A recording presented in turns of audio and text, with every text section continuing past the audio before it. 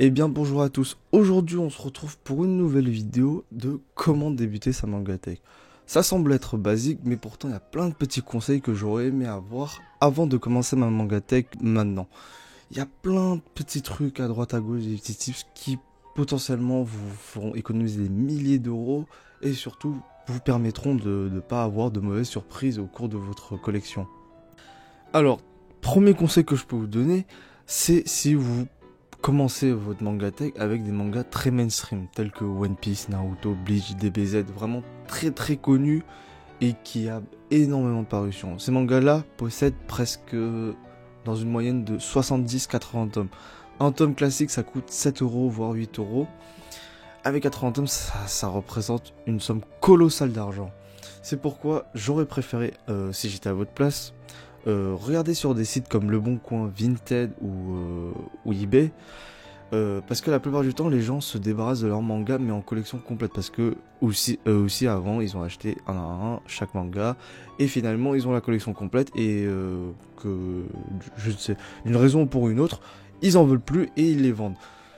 Ça va réduire drastiquement le prix parce que ce sont des mangas d'occasion, ce sont des mangas qui sont déjà été lus, achetés et qui ont été entreposés d'une certaine manière, que ce soit bien ou mauvaise. Ce sont des mangas d'occasion, donc le prix va être considérablement réduit. Deuxième point, vu que vous achetez en masse, entre guillemets, parce que vous achetez la collection complète, ça va d'une... vous économisez pas mal d'argent parce que acheter en masse, ça revient toujours à moins cher.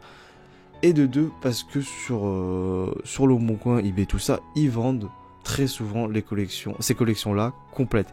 Si par exemple vous avez déjà acheté un tome ou deux chez vous, bah ce serait con de les avoir en double. Après, si vous aimez avoir certains mangas en double, pas de souci.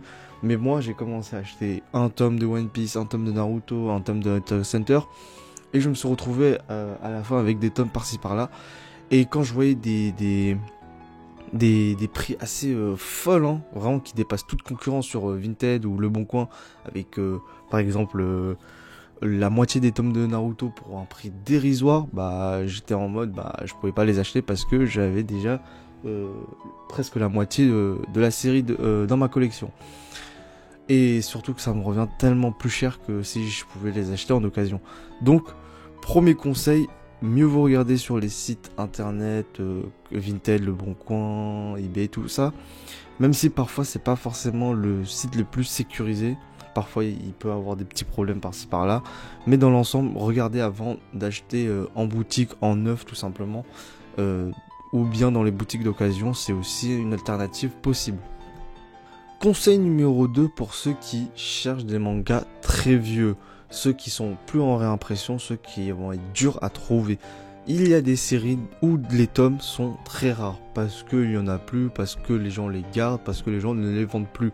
Ces séries-là, il faut vous renseigner juste avant de les acheter, parce que ça peut vous arriver tout simplement que vous ne trouvez jamais le tome 3 de telle ou telle série.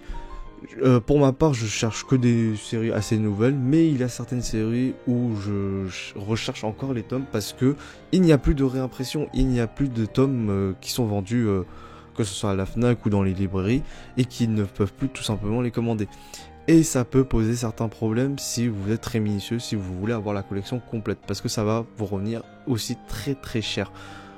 Plus c'est rare, plus c'est cher, c'est logique. Mais voilà, c'était un petit conseil que je voulais quand même omettre parce que ça peut arriver à certaines personnes qui cherchent certains tomes et qui finalement ne trouveront jamais leur bonheur au complet, quoi. Conseil numéro 3, ça peut pas être assez bête, mais essayez d'acheter quand même quelque chose pour ranger vos mangas avant d'acheter vos mangas. Parfois, on achète des mangas, on revient avec une dizaine de tomes et finalement, on s'en rend compte que notre étagère est pleine et qu'il n'y a plus de place. N'hésitez pas à acheter au début des petites étagères modifiables qui coûtent une dizaine d'euros, que ce soit dans Ikea, Conforama, tout ça. Ils vendent toujours des petits trucs, des petites panoplies qui sont déjà préfabriquées. Vous pouvez les modifier en rajoutant des planches ou non. Vous pouvez déjà ranger énormément de mangas dans ces petites caisses ou ces petites étagères pour un début de manga. Puis au fur et à mesure du temps, vous allez les agrandir en rajoutant une autre caisse par-dessus ou alors des planches. Et c'est un très bon début pour ranger vos mangas et prendre soin de vos mangas parce que c'est un objet qui peut prendre de la valeur ou bien rendre votre chambre ou votre salon plus agréable à regarder ou plus vivable. C'est quelque chose de quand même très important parce que quand vous achetez un manga avant tout, c'est pour vous et vous seul. Personne d'autre n'a de choix sur vos achats si vous aimez une telle ou telle série. Et voilà, la vidéo se termine ici. C'est une petite vidéo qui va potentiellement vous aider à trouver votre bonheur. J'espère que vous aurez apprécié la vidéo. J'essaie de faire un peu plus de montage que prévu, mais dans l'ensemble ça reste assez basique. N'hésitez pas à me dire en commentaire si vous avez d'autres conseils pour les débutants ou alors pour les plus aguerris, hein. C'est bien sûr c'est un endroit pour partager, pour pouvoir nous entraider entre personnes qui aiment le manga tout simplement, et pour ceux qui veulent rentrer dans ce cercle merveilleux. Sur ce, je vous dis à très bientôt pour la prochaine vidéo qui va être le concours du mois de avril, avec bien sûr son gagnant. Comme toujours, il y a toujours un concours d'actualité. Chaque mois, un manga offert par moi-même, de ma poche, pour vous faire plaisir, bien sûr.